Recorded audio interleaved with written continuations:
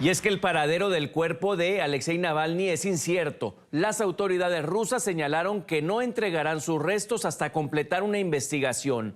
La madre del líder opositor ruso llegó hasta la prisión donde murió su hijo y recibió un informe médico. La causa del deceso fue un supuesto síndrome de muerte súbita. Seguimos esperando el certificado oficial de defunción y la entrega del cuerpo y exigimos que el cuerpo de Alexei Navalny sea devuelto inmediatamente a su familia. Así lo indicó la portavoz del equipo de Alexei Navalny luego de que las autoridades rusas informaran que el cuerpo del líder opositor no sería entregado hasta concluir con las investigaciones. Aseguró además que la madre de Navalny haya sido notificada de la muerte a las 2:17 de la tarde del viernes, hora local. Y según señalaron los médicos, se debió a un síndrome de muerte súbita. Consideran que es un término vago que no resuelve las dudas sobre su repentino deceso. Fue contundente al responsabilizar a Vladimir Putin y exhortó a la oposición a no rendirse. Ayer lo mató. Todo el mundo sabe que fue el presidente ruso quien personalmente dio esta orden. Así como se sabe que Alexei nunca tuvo miedo, nunca permaneció en silencio o inactivo. No debemos rendirnos. Esto es lo que el propio Alexei nos llamó. En un principio se dijo que el cuerpo estaba en Salekhardt, una ciudad cercana a la prisión ártica donde Navalny estuvo recluido. Hasta esta región llegaron el abogado y la madre de Navalny, pero en la morgue negaron que el cuerpo estuviera allí. Hasta ahora no ha habido un pronunciamiento sobre el deceso por parte del presidente Vladimir Putin. Los ministros de Asuntos Exteriores del G7 guardaron un minuto de silencio al inicio de su reunión en Múnich este sábado, para presentar así sus respetos al líder de la oposición rusa en la inauguración del encuentro de las principales democracias al margen de la Conferencia de Seguridad de Múnich en Alemania. Recordaron a Navalny por sus ideas y por su batalla por la libertad y contra la corrupción en Rusia. El ministro italiano de Asuntos Exteriores, Antonio Tajani, incluso llegó a asegurar que Navalny fue llevado de facto a la muerte. Para conversar de la relevancia e impacto que ha tenido esta noticia, es un gusto saludarla, ya la vemos, Brenda Estefan, destacada columnista y analista internacional. Desde México, Brenda, buenas tardes y bienvenida a NTN 24. Enrique, muy buenas tardes, un gusto estar en tu programa. Algo de lo último fue la locución de Joe Biden. En 2021, de hecho, había dicho que si Navalny moría en prisión habría consecuencias devastadoras. Hubo sanciones, pero ahora parece que no quedó claro cómo escalaría ello, Brenda. Bueno, no lo dejó claro y por otro lado, Kamala Harris, la vicepresidenta, en la conferencia de seguridad de Múnich, hizo declaraciones en donde culpa de la muerte de Navalny al régimen de Putin y, resalta esta idea estadounidense de que habrá consecuencias. Sin embargo, aún no sabemos cuáles serán estas. Estaremos viendo en los próximos días y semanas quizás una reacción por parte de Washington que a este momento aún no conocemos, Enrique. De contexto, Brenda, hace algunos años sufrió envenenamiento, se obstaculizó por laboratorios oficiales, pero fue un claro intento de asesinato por parte de Putin, así se concluyó. ¿Habrá un peritaje confiable en esta ocasión, sabiendo que al final de cuentas es como juez y parte la dictadura, el régimen? Así es, en aquel momento, cuando el envenenamiento, como Navalny fue trasladado a Alemania, se pudo confirmar que el agente con el cual había sido envenenado era Novichok. El Novichok tenía el sello de la casa, digamos, del gobierno ruso, pues es un agente poco utilizado en otras latitudes. Sin embargo, en esta ocasión difícil será que haya una autopsia creíble. El gobierno seguramente evitará que esto suceda y es difícil saber exactamente cuál fue la causa que detonó su muerte. Si esta muerte fue de alguna manera precipitada dentro de la cárcel, si fue incluso un envenenamiento. Navalny había dicho en numerosas ocasiones desde prisión que él temía un envenenamiento. ¿Y qué lugar más fácil para llevarlo a cabo que justamente en una cárcel controlada por el régimen putinista? Sin embargo, creo que pues habrá que armar un poquito las piezas del rompecabezas sin tener certeza absoluta de cuál fue la causa, porque como bien señalas, Enrique, el gobierno ruso en este caso es juez y parte. Ya salió incluso Vladimir Putin a considerar fuera de lugar las denuncias de Occidente de que el responsable de la muerte sea el gobierno de Putin. Ocurre esto un mes antes de las elecciones presidenciales, pero él no podía participar, ¿cierto? Así es, él, como recordaremos, empieza su vida como un opositor en las protestas de 2011 contra los resultados de las elecciones legislativas. Después se postula a candidato de la alcaldía de Moscú, queda en segundo lugar, y cuando busca en 2018 ser candidato a la presidencia, el gobierno lo inhabilita, de forma que él no podía ser candidato. Sin embargo, desde la cárcel, apenas el 1 de febrero, vía Twitter, ahora llamado X, él llama a la gente a no votar por Putin, a votar en contra de Vladimir Putin en las elecciones presidenciales del mes próximo. Es decir, aún desde la cárcel seguía moviendo a la disidencia. Hoy, sin una figura como Navalny, de alguna forma hay una generación completa de disidentes rusos que se quedan huérfanos en el espacio público, en el espacio de expresión. Él era la voz de la disidencia, la voz de la oposición contra el gobierno de Putin, y pues hoy desaparecen. Denunciar corrupción fue su distintivo, Brenda. Así es, a través de sus redes sociales y en particular de su canal de YouTube, Navalny llevó a cabo investigaciones que publicaba aquí y que eran vistas millones de veces por pues personas no solamente en Rusia, sino también en otras latitudes respecto a la corrupción del régimen de Putin. Incluso habló de esta casa que tendría Putin cerca del Mar Negro y de cómo operaba, digamos, la corrupción al interior de las altas esferas del gobierno, de forma que pues se convirtió en una voz muy incómoda que el gobierno había tratado de silenciar, primero a través de ese famoso envenenamiento en 2020 que no tuvo resultados.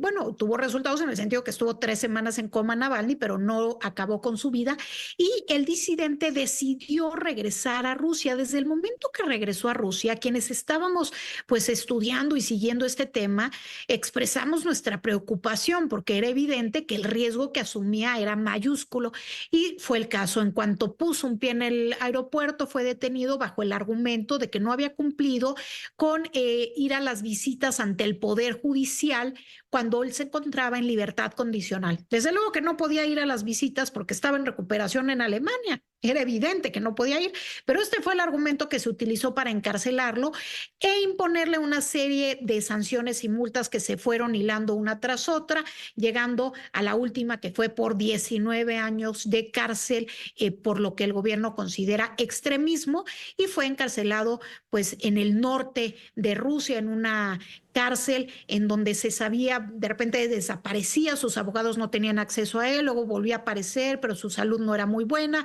y bueno, finalmente hoy es el gobierno ruso el que da a conocer la muerte de Alexei Navalny. Saldría en 2028. Brenda, hagamos un paréntesis para otro contexto. La muerte de Alexei Navalny se suma a las decenas de muertes de opositores de Putin que han sido difíciles de esclarecer.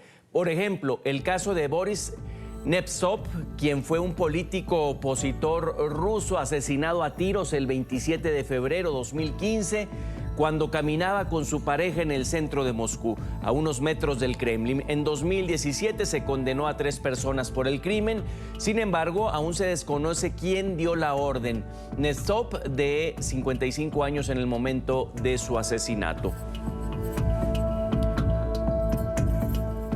Otro caso muy recordado es el de la defensora de derechos humanos y periodista Natalia Estemirova, quien fue secuestrada el 15 de julio de 2009 enfrente de su casa en Grozny, la capital chechena, y horas más tarde apareció muerta en el bosque de la vecina República de Ingushetia. La activista tenía múltiples disparos en la cabeza y en el pecho. Estemirova se dedicó a documentar secuestros, ejecuciones sumarias, torturas y otros abusos contra civiles. Obtuvo diferentes reconocimientos por su labor. Natalia tenía 51 años cuando fue asesinada. La periodista del diario opositor Novaya Gazeta, Ana Politkovskaya, fue asesinada a tiros el 7 de octubre de 2006 en Moscú, en el ascensor del edificio en el que vivía. La fecha de su asesinato coincidió con el cumpleaños número 54 de Vladimir Putin. La periodista era conocida a nivel internacional por revelar la corrupción estatal y los abusos a los derechos humanos. Gazeta tenía 48 años de edad al momento de su asesinato. Este caso también acaparó la atención internacional. Fue Alexander Litvinenko, exmiembro del servicio secreto, más tarde desertor y opositor de Putin. Murió el 23 de noviembre de 2006 en un hospital de Londres por envenenamiento con la sustancia radiactiva polonio 210, que se dice que el veneno se mezcló dentro de una bebida que ingirió dentro de un bar en un hotel. Alexander tenía 44 años de edad al momento de fallecer. Y ninguna persona ha sido condenada por su muerte. De hecho, la viuda de este último, Marina Litvinenko, se pronunció sobre la muerte de Navalny. Escuchamos. La comunidad internacional tiene que ser más fuerte y no solo decir buenas palabras para decir cuánto lamentan y simpatizan con la familia Navalny, sino tomar medidas reales y hacer posible que no haya otras personas que estén en prisión. Hay que hacer algo, pero se hará solo si el régimen de Putin colapsa. Sin eso no creo que esta gente sobreviva. Retomemos, Brenda, cito a Navalny: no hay derecho a rendirnos. Si me matan, querrá decir que somos increíblemente fuertes. Fue como un mensaje póstumo que dejó ahí. ¿Representaba amenaza real o era más paranoia o ego de Putin? Porque decimos, sí, habrá elecciones en un mes, pero más bien es como una jornada de ratificación de mandato, me pareciera.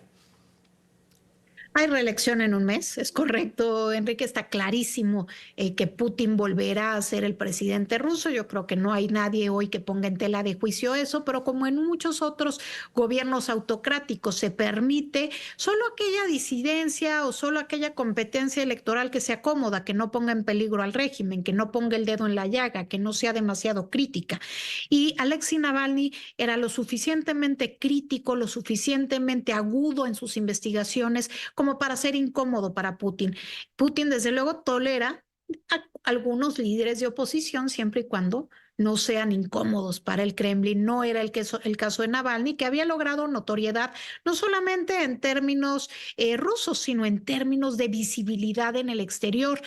Fuera de Rusia, la figura de Navalny se convirtió pues en la figura de la lucha contra el régimen putinista, y eso también le incomodaba a Vladimir Putin, que como sabemos es un especialista que durante su gobierno pues haya disidentes que se avienten por ventanas, se caigan de escaleras, o como vimos con el líder del grupo militar Wagner, esta milicia que había sido justamente pagada por el gobierno ruso, pero que en algún momento volteó en contra del ejército ruso, queriendo hacer una gran marcha hacia Moscú, y pues apenas un mes o un par de meses después, su avión cayó en pleno vuelo entre Moscú y San Petersburgo. Pues la muerte de Navalny se suma a todas estas que difícilmente podrán ser 100% comprobadas sus causas, pero que son una enorme lista ya pues de todos aquellos que al haber expresado una oposición crítica sobre el gobierno ruso o la invasión a Ucrania pierden la vida de manera pues entre comillas extraña. Lo dices, el sello de la casa, cierto. El líder del grupo Wagner, el fundador Prigozhin, se volvió incómodo para Putin. Algunos amigos de Navalny dijeron a periodistas luego de su vuelta de Alemania tras el coma: su misión es sobrevivir. Si lo hace, será presidente. Era el más cercano a lograr ese hito. Así es, no tenía porque siendo un gobierno tan autocrático no hay los espacios de participación necesarios para que un gobierno o un proyecto político alternativo cobre fuerza.